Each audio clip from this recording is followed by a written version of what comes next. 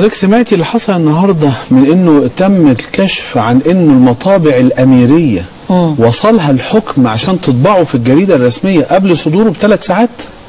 يعني النهارده المحامي طعن بالتزوير بس بيقول لك لا يعتد بهذا لان احنا في بلد المفروض الحاجات دي لسه مش يعني القانون الخاص بالالكترونيات وكده مش من الحاجات المفعله في مصر. ما هو بصرف النظر عن قانون الالكترونيات هيجي الشهود بتوع المطبعجيه العمال الطباعه يقول لك ايوه انا بدات اشتغل فيه الساعه 11 الجلسه شغاله لسه لغايه 1:30 ما صدرش الحكم وفي مرافعات وفي مداوله.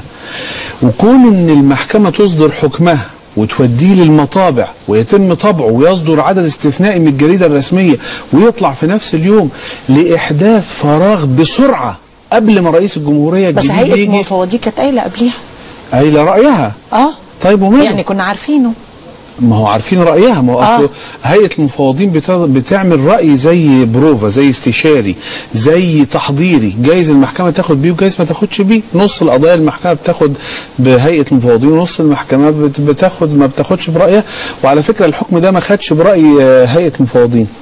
هيئه المفوضين قالت القضيه مش مقبوله لانه لجنه الانتخابات الرئاسيه مش من حقها تحيل القضيه اصلا.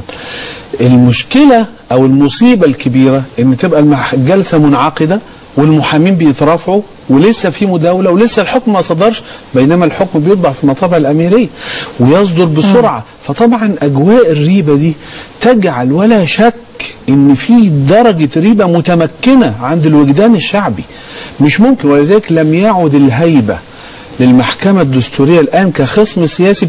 بتنعقد امبارح ليه؟ طب النهارده انعقدت عشان تبص في قضيه.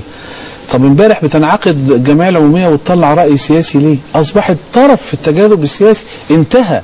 ولذلك